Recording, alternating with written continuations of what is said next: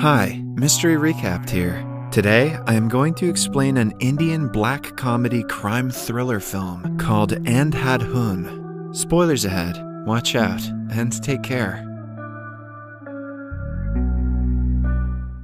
A farmer in the outskirts of Pune is being troubled by a hare. He chases after the animal with a gun and takes aim at it. A loud gunshot is heard as the screen goes blank.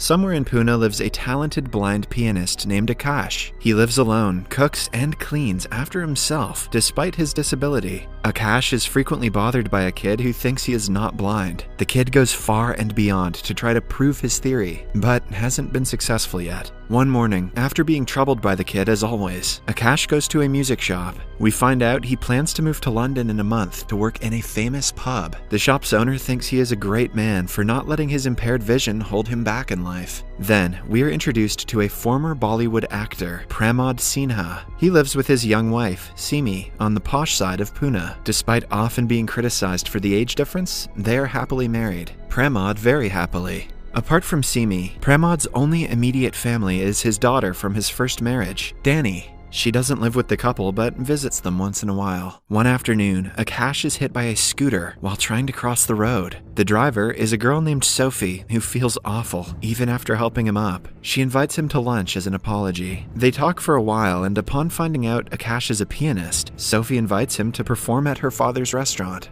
Later that day, Akash returns home and takes off his glasses, alongside the foggy lenses. This is when it is revealed that he has been lying about being blind. He rationalizes it as a method to make his creative senses flow. Being blind gives him a vision of music that he doesn't see otherwise. Hence, he has been living a lie for the past few years and making a career out of it.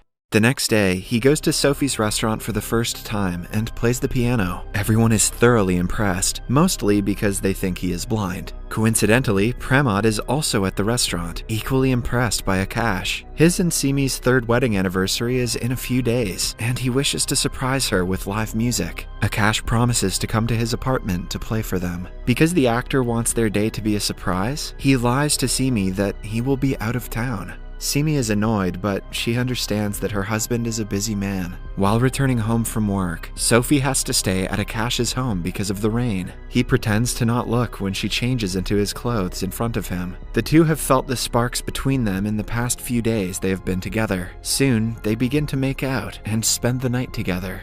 In the following scene, Akash is outside Pramod's apartment. Simi opens the door and asks him to go away because her husband is not home. Akash insists that he was supposed to be here, but she doesn't listen. However, when an old neighbor sees them, Simi feels uncomfortable and lets Akash in. He gets to work and is enjoying himself, but that is until he notices Pramod's dead body on the floor. The pianist is shocked to his core, but he doesn't stop playing. Simi disregards her husband's dead body, thinking that since Akash cannot see, she has enough time to hide it. A while later, he makes his way to the bathroom and gets a full view of the dead man. While keeping cool, he enters the bathroom, only to see that a man is hiding inside. Akash pees in front of him and returns to the piano, without giving away that he is panicking. A flashback shows us that Simi and the stranger were having an affair behind Pramod's back. On being caught, they panicked and shot him dead. While Akash continues playing, the killers clean up the mess and put Pramod's dead body in a suitcase. Then, Simi pretends to be talking to Pramod, trying to make it seem like he has returned home. Akash plays along and leaves after saying goodbye. Outside, he has to sit down for some time to take everything in and decide what he must do next. He is approached by a local lottery ticket seller named Sakhu. She offers to help him by calling him a rickshaw. The rickshaw driver, Murli, recognizes Akash as a regular customer and brings him to the police station at his request. Akash has decided to tell the police what he saw, but seconds before doing so, the head police inspector Manohar arrives. He is the same man who was Simi's accomplice in the murder. Akash freezes mid-sentence and pretends to be complaining about his cat's murder. Manohar recognizes him instantly and accompanies him to his house to see if the dead cat story is true. He also wants to make sure that Akash is actually blind and doesn't know about Pramod's death. To do so, he throws a knife at him, but Akash doesn't flinch. After the inspector leaves, Akash goes to the restaurant he works in. He knows that he has to act normal in order to not be suspected. Simi also comes to the restaurant, casually telling people that her husband is out for work. Then, the next morning, Pramod's death is broadcasted on the news as a case of robbery. He was found inside his car by a bridge with a watch and jewelry missing. Manohar takes the case into his own hands to make sure the truth never comes out. For investigation, Pramod's daughter Danny, Simi, and Akash are all called to the police station. Danny seeks reassurance from Simi, unaware that she killed her father. Meanwhile, Akash refrains from telling the truth, scared of ending up like Pramod. At the funeral, their neighbor Mrs. Desai, who had seen Akash come to the house, approaches a policeman. She had been keeping an eye on the neighbor's apartment on the day of the death and knows that something about the story is off. Simi thinks the old woman will be a problem if she digs into the case. Hence, the next time they are alone, she pushes Miss Desai off the balcony and kills her. To Akash's misfortune, he witnesses the incident and has to pretend to have not seen anything for the second time. He quickly rushes home and calls Sophie, planning to tell her everything. What he doesn't know is that the annoying neighbor kid is taking a video of him at the same time. Before Sophie, Simi comes to his house, offering him sweets from Pramod's funeral. Akash keeps his guard up and invites her in. He makes coffee for her and then turns around to see Simi wearing a ghost face mask. She wants to startle him and catch him in a lie, but he doesn't give her a reaction. As they chat, Simi points a gun at him, which makes Akash come clean. He swears that he won't tell anyone about the murder and that he'll move to London right away. Suddenly, he feels dizzy and falls unconscious. It turns out Simi had drugged the sweet that she offered him. When Sophie comes to meet him, the kid shows her the video that proves Akash is not blind. She furiously knocks on the door, only to be received by a naked Simi. She pretends to have slept with Akash, who is still unconscious. A heartbroken Sophie storms off after that. Akash only wakes up hours later with a strange feeling in his eyes. He tries opening them and finds out that he cannot see anything. He has actually been blinded by Simi, so even if he tries telling the truth, people won't believe him. What if he tells people he heard the murder?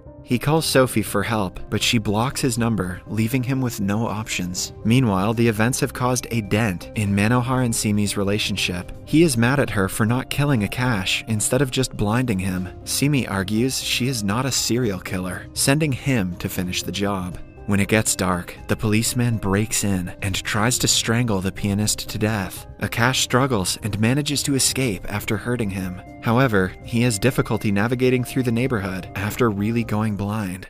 In the morning, he wakes up in a hospital surrounded by Dr. Swami, the rickshaw driver Murli, and the lottery ticket seller Saku. They found him in the streets last night and brought him to the hospital. Dr. Swami makes an appointment with an optometrist at Akash's request. His first priority is to get his eyes checked, then to flee the country. However, hours pass, but he is never taken to the doctor. Outside, Saku, Murli, and the doctor discuss the amount of money they are about to earn. They are planning to sell Akash's organs in the black market, since he is an easy target with no family members. When they put him on a hospital bed, Akash hears them talking about surgery and panics. They restrain him, making it evident that they are planning to do something bad. They sedate him, but before passing out, Akash mentions that Saku has a Lord Shiva tattoo on her arm. The three are shocked because no one ever told him about the tattoo. They think it is a sign from God and decide to withdraw the plan. Upon waking up, Akash is told he was about to be killed. The group asks him if he is actually blind. Akash affirms and suggests a better way for them to make money. He hopes that if they get the money, they will spare his life and let him go. Then he tells them everything about Manohar, Simi, and how they killed her husband. But he adds that the murderers have $1 million that they can share with the group if blackmailed. Their eyes glow with greed, and they decide to help Akash after that. In the following scene, Simi returns home to see Akash playing the piano with Danny. She is shocked at the audacity of the guy and is nervous about him revealing the truth. Hence, she quickly calls Manohar and asks him to come to a location. After that, she offers Akash a ride to get him to Manohar and kill him. On their way, Akash asks her for 10 lakhs rupees to keep his mouth shut so he can get a cornea transplant. She refuses to give him any money, but Akash already has a backup plan. Murli's rickshaw blocks their car, and Akash sedates Simi when she is distracted. Then, the group abducts her, hoping to ask Manohar for a huge ransom in exchange for her life. Next, Akash calls Manohar's wife Rasika and tells her everything. She is asked to give them 1,000,000 rupees by tomorrow if she doesn't want her husband's reputation to be ruined. Rasika, who has anger issues, loses her mind. She threatens to kill her husband and only stops when he gets a call. The police found Simi's car on a bridge with her shoes and wallet. By the looks of it, she seems to have committed the unthinkable. Rasika finally calms down and thinks of a way to solve the problem. Meanwhile, Simi retaliates and refuses to cooperate. To scare her, the doctor draws her blood and threatens to sell her kidney for money. Later that day, Manohar arrives with a case full of money as ransom. As they are about to execute the next step of the plan, Saku and Murli betray Akash. They tie him to a chair and run outside to go through with their plan on their own. They do not trust Akash and want all the money for themselves. Ironically, Akash and Simi are locked in the same room as the hostages. Simi laughs at the absurdity of the situation, calling him a loser. Akash in turn says that she should be the most scared because at this point she is a burden to Manohar. The best way for him to get out of this situation would be to kill her. At the same time, the doctor is going through Simi's blood report. His face lights up at something mentioned on the paper, and he quickly goes to meet her.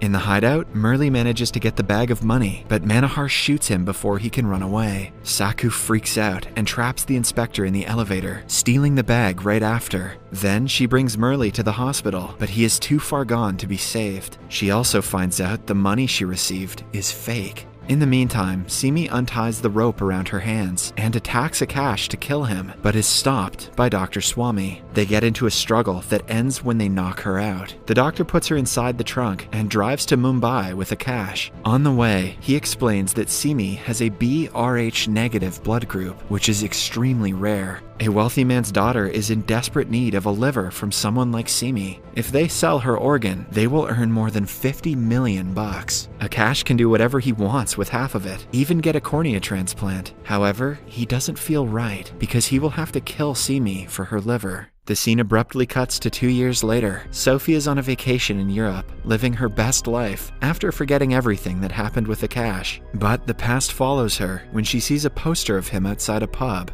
He is playing the piano at the pub, as he had envisioned years ago. Sophie confronts him, and he tells her everything that happened. A flashback shows us Swami and Akash driving to Mumbai with Simi in the trunk. The doctor gets out of the car to give her another dosage of tranquilizer, but he is attacked and killed in the process. Then, Simi asks Akash to get out of the car and starts driving toward him. She is seconds away from hitting him when a gunshot is heard. It is the same noise we heard at the beginning of the film when the farmer was trying to kill the hare. The said hare jumps on the windshield, making Simi swerve and crash. She dies in the accident. Akash takes the next bus to Mumbai and comes to London with the help of a friend. Ever since then, he has been working in the pub. He invites Sophie to one of his shows, but she has to catch a flight the next morning. They promise to keep in touch and go their separate ways. In the last scene, Akash hits a can while walking down a street, leaving us wondering if he can still see.